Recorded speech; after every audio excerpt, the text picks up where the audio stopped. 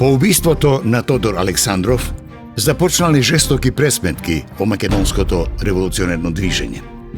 Раководството на ВМРО, посочувајќи ги представниците на македонската левица и комунистите како директни виновници за убиството на Александров, наредило убиство на неколку десетици членови на македонските лево ориентирани организации во Бугарија. По убиството на Тодор Александров, особено во месец септември 1924 година, се случуваат голем број на меѓусебни физички ликвидации во македонското револуционерно движење. Може да се констатира дека тоа е македонската Вартоломејска ноќ. 13 септември 1924 година во Горна Џумаја се случуваат неколку десетици убиства на атентатори испратени лично од Ванчо Михајлов, кој што бил кооптиран како член на Централниот комитет на ВМРО против представници на македонската левица. Тоа претежно биле луѓе од Илинденската организација кои што биле ликвидирани под обвинение дека учествувале во заговорот против Тодор Александров. Убиството на Тодор Александров му послужило на Иван Михајлов да се пресмета со сите евентуални негови конкуренти во Централниот комитет на ВМРО. Убиството на Александар Протогеров тој го оставил за подоцна затоа што Протогеров веќе бил во поодминати години и немал толкова моќ во Централниот комитет. Михајлов се зафатил да ликвидира се што било против него или евентуална конкуренција во хиерархијата на ВМРО. Затоа се случиле тие горноџумајски убиства. Во редовите на ВМРО настанале прегрупирање. Покрај уставно избраните членови на Централниот комитет на ВМРО, Александар Протогеров и Петар Чаулев, во организационите работи директно се вклучил Иван Михајлов, прогласувајќи се за наследник на Тодор Александров и за нов лидер на организацијата. Че може да се каже дека уште со самото доаѓање на Иван Михајлов на чело на организацијата, односно како член на ЦК на ВМРО, во самата организација се изврши една поделба меѓу две струи. Може слободно да се каже на една струја на интелектуалци, како што беа Георги Беждаров, Наум Томалевски, Кирил Прличев, Јордан Бадев, Васил Пунтев. И од друга страна, се каже тој војнички кадар, покрај Иван Михајлов, тука беа и Кирил Дрангов, Јордан Ѓурков, Борис Бунев и други војводи, пресе војводи на организацијата. Тука треба да се спомене дека биле убиени во тој временски период неколку недели, не само во Горна Џумаја, во Софија, во Варна и во другите поголеми бугарски градови. Според некои статистички податоци за околу месец дена се убиени од 200 до 300 македонски револуционери од сите идејни теченија. Карактеристични се секако атентатите и убиствата на Димо Хаджидимов и на Славчо Ковачев, направени во исти ден на 13 септември 1924 година, само на неколку часови разлика. Прво е убиен едниот револуционер, па другиот. Уште во своето прво интервју за еден странски вестник, Иван Михајлов го најавил со поголема енергија продолжувањето на делото на Тодор Александров, изложувајќи ги основните програмски цели на организацијата: единствена и независна цела Македонија со седиште во Солун. Врска со политичката платформа на македонската ВМРО, односно незиниот став кон македонското прашање, може да каже дека во нашата историографија некои работи се доста премолчани, бидејќи самата документација на организацијата дава нови моменти, нови согледувања.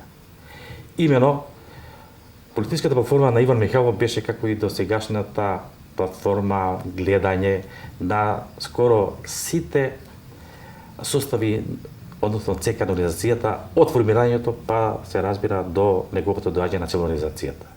Тие во прв ред во однос на македонското прашање, во однос на македонското население, македонскиот народ го гледа како дел на бугарскиот народ.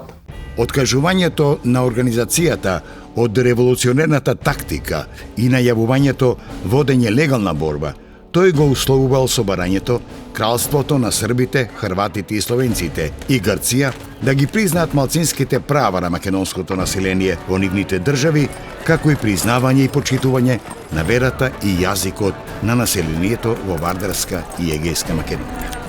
За да го објават континуитетот на дејствувањето на ВМРО, Александар Протоѓеров и Иван Михајлов во името на Централниот комитет на ВМРО упатиле доверливи расписи до раководните тела на револуционерните комитети, во кои им дале на знаење дека и натаму постои Централниот комитет на ВМРО како врховно тело на организацијата.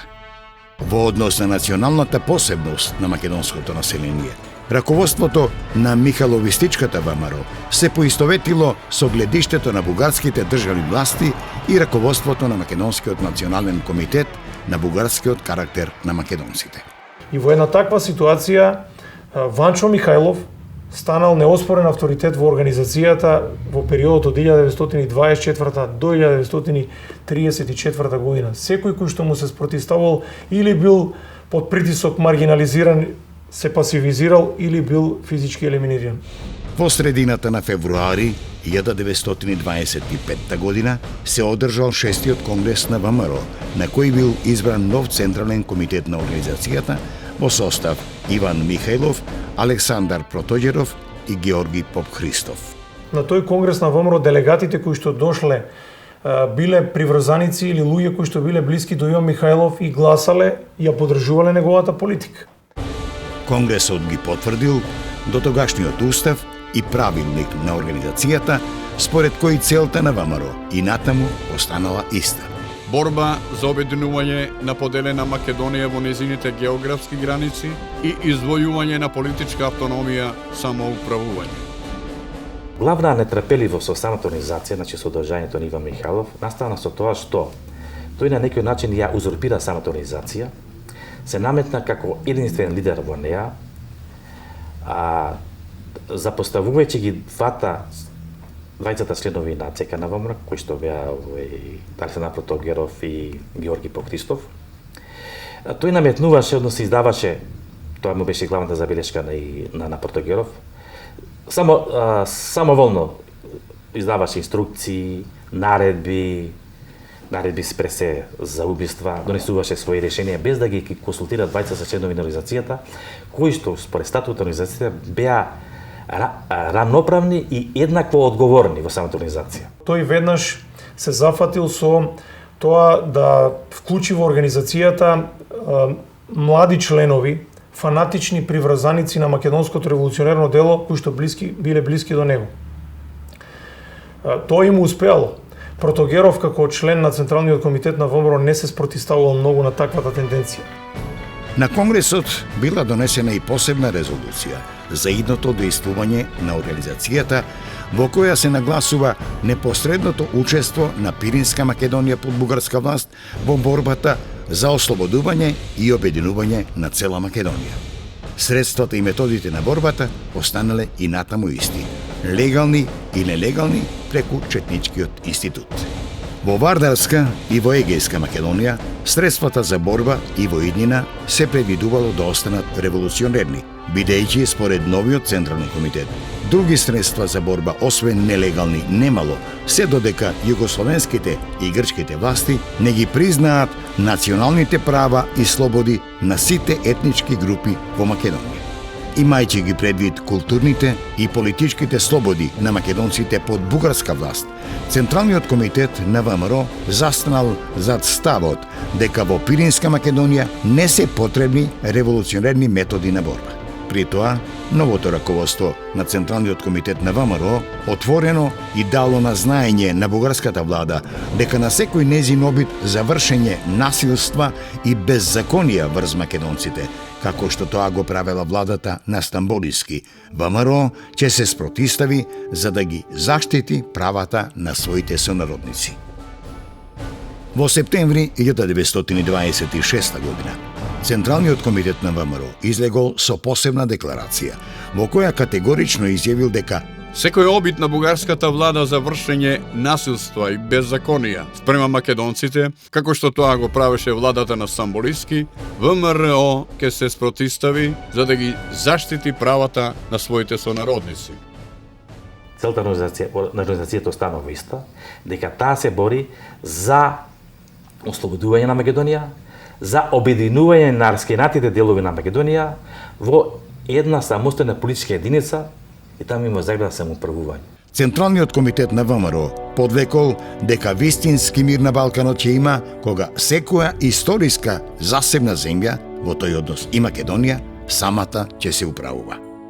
По 6-тиот конгрес, Централниот комитет на ВМРО, согласно правилникот, и натаму останал врховен и главен контролен орган на организацијата. Ваквата поставеност на Централниот комитет овозможила брзо издигање и отворено наложување на неговиот член Иван Михајлов, кој фактички ја презел организацијата во своји раце и ја диригирал целокупната нејзина активност. На негова иницијатива, Централниот комитет на ВМРО пристапил кон реорганизација на воената поставеност на организацијата и кон нова распределба на револуционерните окрузи на Петрички, Скопски, Солунски, Струмички, Серски и Битолски. За револуционерна дејност биле задолжени организационите институти, местни, околиски и окружни управи, пунктова служба, милиција и терористички групи. Главен и основен воен институт на организацијата била милицијата, за која Централниот комитет на ВМРО изработил посебни борбени упатства. Покривајќи се со решенија и со одлуки за формирање посебни судски комисии, Иван Михајлов продолжил физички да се пресметува со сите членови на организацијата и со припадници на другите македонски револуционерни сили, кои што не се согласувале и не ја поддржувале програмската ориентација на ВМРО. Уште на самиот почеток, во текот на 1924 и 1925 година биле ликвидирани војводите Панчо Михајлов и Ефтим Цеков, до тогашниот член на Централниот комитет на ВМРО Петар Чаулев, водачот на федералистичката струја Тодор Паница и војводата Иван Јанев Брло. На 6-тиот конгрес на организацијата за членови на задграничното представништво биле избрани Георги Баждаров, Кирил Прличев и Наум Томалевски. Од 1925 година задграничното представништво почнало да испраќа своји постојани и повремени представници во специјални мисии во европските метрополи – Париз, Рим, Виена, Лондон и Берлин. Со испраќањето на ваквите мисии во странство, ВМРО за кратко време успеала да организира и своја надворешно политичко дипломатска мрежа со развиена информативна служба. Во првите години од консолидирањето на Михайловистичката ВМРО, нејзините вооружени акции продолжиле со истата тактика на автономистичката ВМРО на Тодор Александров, со повремени четнички дејствувања во Вардарска и во Егејска Македонија. Главните вооружени акции и натаму биле вперени против државните, воените и полициските власти во кралството на србите, хрватите и словенците во Вардарска Македонија.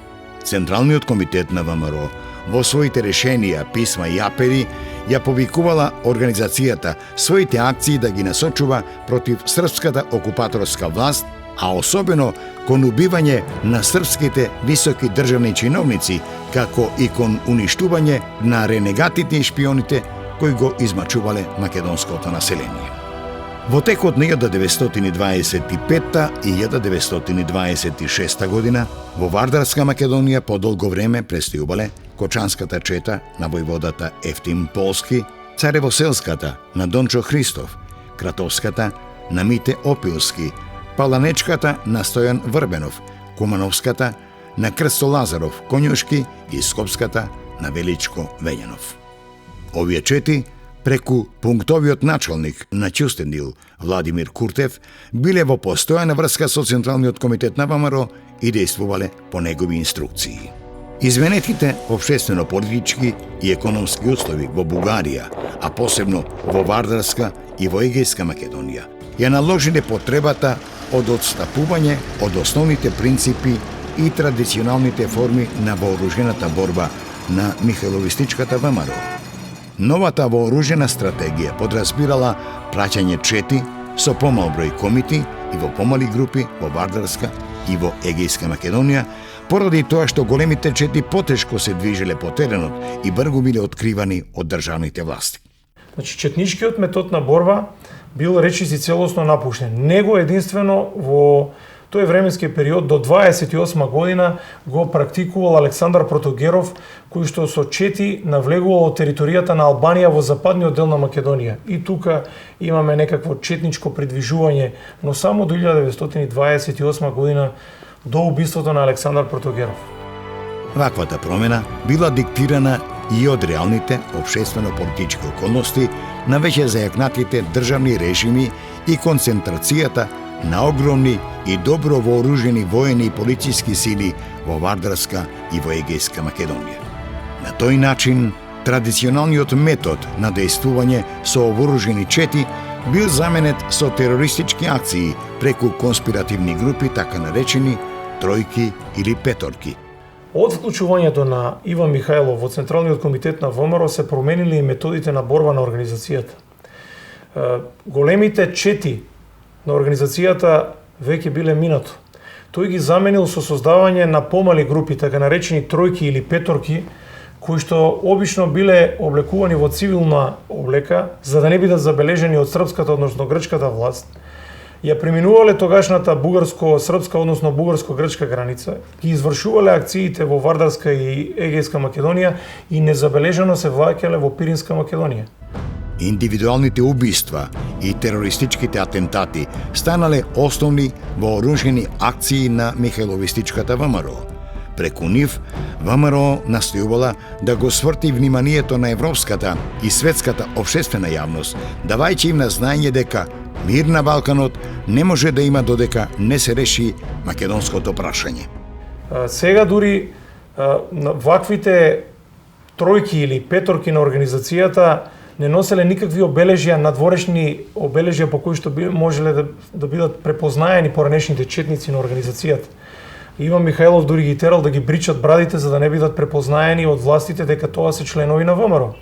Откако ќе ги извршеле атентатите, незабележано ја минувале границата и се враќале во Пиринска Македонија. Вооружените действија и терористички акции во Вардарска Македонија, Иван Михајлов ги оправдувал пред европската јавност со ставот дека не постоеле други легални и мирни средства за остварување на целите на ВМРО, автономија на Македонија. Во интервјуто дадено на американскиот новинар, подоцнежен писател и политичар од македонско потекло Стојан Христов, во врска со целите, методите и немањето услови за легална борба во Вардарска Македонија, Иван Михајлов му изјавил: покрај вооружените четнички дејства и поединечните терористички акции и атентати, Централниот комитет на ВМРО во Вардарска Македонија организирал пропагандна и информативно-разузнавачка служба преку основање тајни младинско-студентски друштва наречени Македонска младинска тајна револуционерна организација. Главна задача на овие друштва покрај конспиративно-информативни активности била да дејствуваат кај македонската младина во одбрана на асимилаторските пројави на великосрпскиот државен режим. Мрежата на Македонската младинска тајна револуционерна организација била организирана во 4 окружни пункта, односно петорки во Скопје, Битола, Охрид и Штип. Во периодот од 1925 до 1928 година во Вардарска Македонија Михајловистичката ВМРО извршила 149 вооружени комитски акции и поединечни терористички атентати. Како резултат на поединечните атентати биле убиени генералот на брегалничката дивизија Михајло Ковачевиќ во Штип, правниот советник Велимир Прелич во Скопје од страна на испратената атентаторка на ВМРО Мара Бунева и редакторот на весникот Јужна звезда Спасое Хаџипоповиќ во Битола. Таа представувала фактор на нестабилност на Балканскиот полуостров. Во 1927 година дури поради убиството на бригадниот генерал Михајло Ковачевиќ од атентатори на ВМРО, имало опасност да избие војна помеѓу тогашното кралство на србите, хрватите и словенците и Бугарија. Дури по директна интервенција на Англија и Франција, состојбата била смирена и војниот конфликт бил избегнат. Преку вооружените дејства и терористичките атентати кои силно одекнале во европската јавност, се остварувала и една од целите на револуционерната тактика на Иван Михајлов да го држи отворено македонското прашање и да се оневозможи зближувањето на владите на кралството на србите, хрватите и словенците и Бугарија. Михајловистичката ВМРО ја претворила Пиринска Македонија во основна база на организацијата, односно во главен воен, регрутен и материјално-финансиски извор на организацијата. Во тие моменти организацијата се финансирала од помошта на бугарската влада, но особено од финансиската помош на воено-офицерската лига на Бугарија, каде мнозинство биле македонци. Тоа навистина е период кога и покрај одредени несогласувања може слободно се констатира дека ВМРО имала цврста поврзаност со бугарската влада. Особено Иван Михајлов се поврзал со владата на Андреј Љапчев, кој што бил македонец по потекло.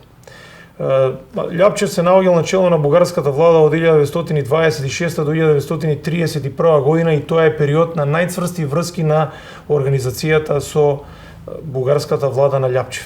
Давајќи му приоритетно значење на Пиринскиот дел на Македонија во идното дејствување на организацијата, новиот Централен комитет на ВМРО на 6-тиот конгрес донел специјални резолуции во кои ги определил рамките на своето дејствување во Македонија под бугарска власт.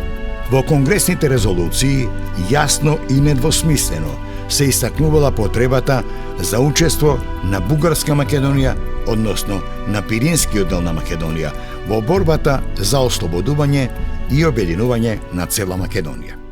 Исто така, во овој период треба да се подлече дека усовршувајќи ова негова платформа за независна Македонија, тој од 1928 година, според документите на ВМРО, тој самиот вели дека пишува и гледа на Пиринскиот дел на Македонија како основно јадро околу кое треба да се обединат и другите делови на Македонија, како што се Вардарскиот и Егејскиот дел на Македонија. Па од 1932 година, тој на самите документи на ВМРО става знак, одма става дека Пиринскиот дел на Македонија го нарекува Пиемонт. Основните цели што требала да ги има Пиринска Македонија, според Иван Михајлов, биле да служи за воена база за префрлување на вооружените чети на организацијата преку границата, да представува основен извор за материјални средства потребни за револуционерната борба за поробена Македонија. За управување со областа, организацијата изработила посебна наредба на ВМРО за Македонија под бугарска власт, со опфаќање воена организација, пунктова, финансиска, судска и културно-стопанска служба. Тој за прв пат воведува воведување на македонски јазик. Тој настојува сите учители да предават на македонски јазик во Пиринскиот дел на Македонија, со тоа да го потигне патриотскиот дух, револуционерниот дух на самото население. Понатаму настојува сите учители да бидат по потекло од Македонија. Воспоставува курсеви за описменување на населението, формира бесплатни кујни, понатаму стипендира талентирани студенти и ученици во странство и самата организацијна каса, тој помага на населението во храна, во жито. Исто така, од касата на организацијата се градат известен дел на болници, патишта, чешми и училишта. Во афирмирањето на македонскиот патриотизам во училиштата бил воведен посебен предмет македонска историја, а учениците биле воспитувани дека македонскиот народ е нешто сосема одделно од бугарскиот. Како резултат на ангажирањето на Централниот комитет на ВМРО, биле организирани вечерни курсеви за описменување на населението, бесплатни кујни за сиромашни деца и ученици. Се водело посебно сметка да им се додели земја на безимотните и населението со мал имот, а особено на македонските бегалци. За заштитување на интересите на македонските бегалски маси во Пиринска Македонија, Во Бугарското народно собрание била создадена посебна македонска парламентарна група, избрана строго контролирана и насочувана од Централниот комитет на ВМРО и од Македонскиот национален комитет. Од почетокот на 1928 година се јавени известни несогласувања во раководството на Михајловистичката ВМРО, а особено била присутна меѓусебната нетрпеливост и ривалство меѓу Иван Михајлов и Александар Протоѓеров. Александар Протоѓеров, како втор член на Централниот комитет на ВМРО, почнал да влегува во кавги со Иван Михајлов во поглед на главните принципи на организацијата. Први нивните недоразбирања произлегле поради тоа што согласно статутот членовите на Централниот комитет на ВМРО требало одреден временски период да престојуваат во Македонија под робство. Иван Михајлов воопшто не ја поминал границата и не престојувал нелегално на територијата на Македонија под српска, односно под грчка власт. Тоа било првото нивно недоразбирање. Второто недоразбирање произлегло од се почестите контакти што Иван Михајлов ги имал со бугарската влада, на што Протоѓеров не се согласувал затоа што му забележувал дека организацијата отстапува од главните нејзини цели. Третата забелешка била во тоа што начинот и методите на борба на старата ВМРО веќе биле изоставени. Протоѓеров упорно се залагал за тоа ВМРО да ја продолжи борбата преку навлегување на големи чети на територијата на Македонија под српска и грчка власт, додека Иван Михајлов се повеќе ја свртувал организацијата кон индивидуалниот терор или нападите во помали групи. Во конфликтот меѓу Иван Михајлов и Александар Протоѓеров започнало прегрупирање и во самото раководство на ВМРО, приклонувајќи се на едниот или на другиот член на ВМРО. Иван Михајлов за се поголем број на одлуки и решенија што ги правел, воопшто не се консултирал со останатите членови на Централниот комитет, со Протоѓеров и со Ѓорги Попхристов, еден стар македонски илиндерец кој што исто така бил член на Централниот комитет на ВМРО. Конфликтот меѓу двете спротивставени групи во раководството на Михајловистичката ВМРО кулминирал во јуни 1928 година, кога бил убиен Александар Протоѓеров по наредба на Иван Михајлов. После тоа се случил расцеп во организацијата, при што се создале две различни организации со различни централни комитети. Се создала ВМРО Протоѓеровистичка со посебен централен комитет и ВМРО Михајловистичка со посебен централен комитет.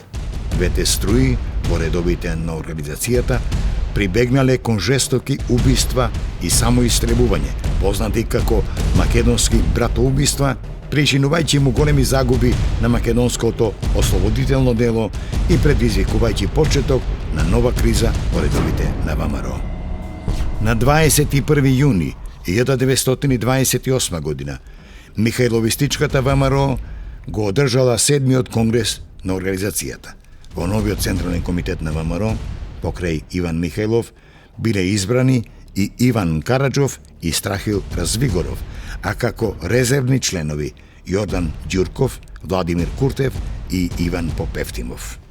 На овој конгрес била донесена посебна резолуција во која извојувањето на автономијата на Македонија било поставено како единствен услов за мирен развиток на балканските народи и за нивно поврзување во поширока државна заедница поставена врз начелата на слободата и рамноправноста. Преку принципот на автономијата, раководството на оваа струја го гледало обединувањето на трите дела на Македонија во одделна и самостојна држава во рамките на Балканската федерација. Тој од 1926 па до 1930 година ја менува својата платформа во однос на ослободената Македонија и прв пат тој пропагира независна Македонија. Главен заштитник на Михајловистичката ВМРО до распуштањето во 1934 година и натаму останала официјалната бугарска власт, особено министерот на војската генералот Александар Волков и председателот на владата Андреј Љапчев. Основната вооружена дејност на Михајловистичката ВМРО и натаму била насочена кон Вардарска Македонија, настојувајќи да ги оневозможи сите обиди на бугарско-југословенско зближување. Во април 1932 година бил одржан 8-миот конгрес, последен конгрес на Михајловистичката ВМРО. За членови на новиот Централен комитет биле избрани Иван Михајлов, Владимир Куртев и Георги Настев. Конгресот донел резолуција во која била потврдена целта на организацијата во борбата за автономија или самостојност на Македонија.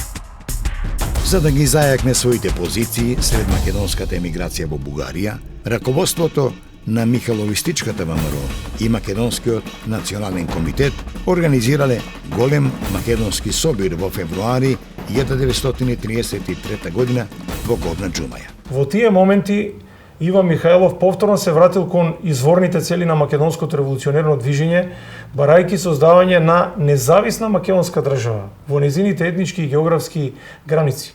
Но тоа се моменти кога ВМРО веќе ја немала поддршката на македонската емиграција во Бугарија и на македонците во Пиринска Македонија, па затоа Михајлов радикално ја свртал својата политика во поглед на македонското прашање. Тоа особено било присутно на тој голем собир на македонската емиграција во Горна Џумаја во 1933 година, каде градот бил излепен со голем број на плакати и знамења на кои што се барало создавање на независна македонска држава. Но тоа е веќе залезот на организацијата. Од собирот бил упатен повик до македонската емиграција во Бугарија, во кој од името на слободна и независна Македонија и девизата Македонија нема да загине, раководството на собирот барало сите македонци да бидат сплотени во едно будно и нескршливо народно единство. Тој на некој начин представува еден вид пресврсница во самата организација, односно доаѓа до уништување, до забрана на организацијата. А тоа причината е што на самиот горноџумајски настан се разбира во организација на Иван Михајлов е истакната паролата, се манифестирало за ослободување на Македонија, за откинување на Пиринскиот дел на Македонија и обединување со другите два дела на Македонија, даваче и знаење на бугарската влада, на бугарската власт, дека ВМРО ќе се бори за ослободување и создавање на независна македонска држава. Против сепаратистичките тенденции и гласно истакнатата парола на Иван Михајлов за независна Македонија остро реагирала бугарската општествена јавност. Тоа на некој начин ги поттигна сите политички структури во самата Бугарија, бидејќи тие беа уплашени од интегритетот на самата држава, уплашени за него изгуби Пиринскиот дел на Македонија. Понатаму, тоа доведе исто така до притисок на големите сили. Од 1933 година настанала промена во надворешната политика на Бугарија, која се поотворено се манифестирала во ориентацијата кон Франција и во зближувањето со кралството на Југославија. Југословенската влада зближувањето со Бугарија го условувала со ликвидирање на дејноста на ВМРО во незините граници. Од друга страна, бугарските државни фактори, загрижени за територијалната целост на државата, биле разочарани од промената на паролата за автономија на Македонија на Михајловистичката ВМРО со паролата за независна Македонија, за чие остварување Иван Михајлов сметал и на Пиринска Македонија. Сето тоа влијаело на распуштањето на Михајловистичката ВМРО и забраната на незиното действување во границите на Бугарија со воениот преврат извршен на 19 мај 1934 година од новата влада на Кимон Георгиев. Новата бугарска влада на чело со Кимон Георгиев ја забранува организацијата, ги запленува сите целокупното оружје, ги апси најголемиот број на членови, ги укинува Македонскиот национален комитет и сите овој друштва привремено. Единствено само Иван Михајлов со неговата сопруга успеал да се спаси, се разбира со помош на одредени политички структури во Бугарија, да избега во Турција под заштита на тогашна Кемал Ататурк.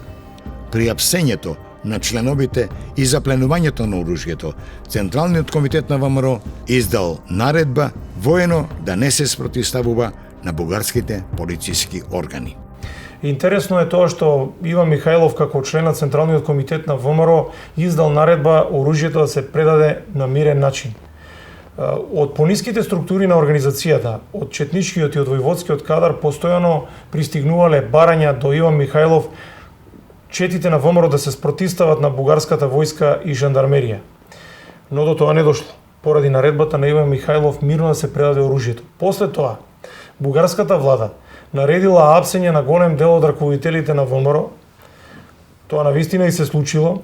Голем дел од четничкиот и војводски кадар на ВМРО бил уапсен, но Иван Михајлов заедно со неговата сопруга успела да побегне првин во Турција. Со забраната на Михајловистичката ВМРО во границите на Бугарија, таа го насочила своето дејствување на надворешен план, поврзувајќи се уште поблиску со националистичките и фашистичките кругови на Италија, Германија, Унгарија и на Хрватска. ВМРО уште во 20-тите години имала интензивна соработка со опозиционите партии во Хрватска, пред се со Хрватската републиканска селенска странка, додека на нејзино чело бил Стјепан Радиќ. Но Радиќ бил пацифист по убедување и не ги одобрувал вооружените методи на борба на ВМРО. Во почетокот на 30-тите години, кога во Хрватска се засилило усташкото движење, Иван Михајлов воспоставил контакти со усташката организација. Атентатори на ВМРО оделе во хрватските логори на усташката организација во Унгарија и таму ги обучувале хрватските терористи за терористички начин на дејствување. Значи, слободно може да се констатира дека ВМРО имала контакти не само со хрватската усташка организација, туку и со сите ревизионистички револуционерни движења на Балканот кои што биле против Версајските граници на Кралството Југославија. ВМРО во својата програма јасно зацртала дека се бори против уставниот поредок и границите на Кралството Југославија и за создавање на една независна или автономна македонска држава во нејзините етнички и географски граници.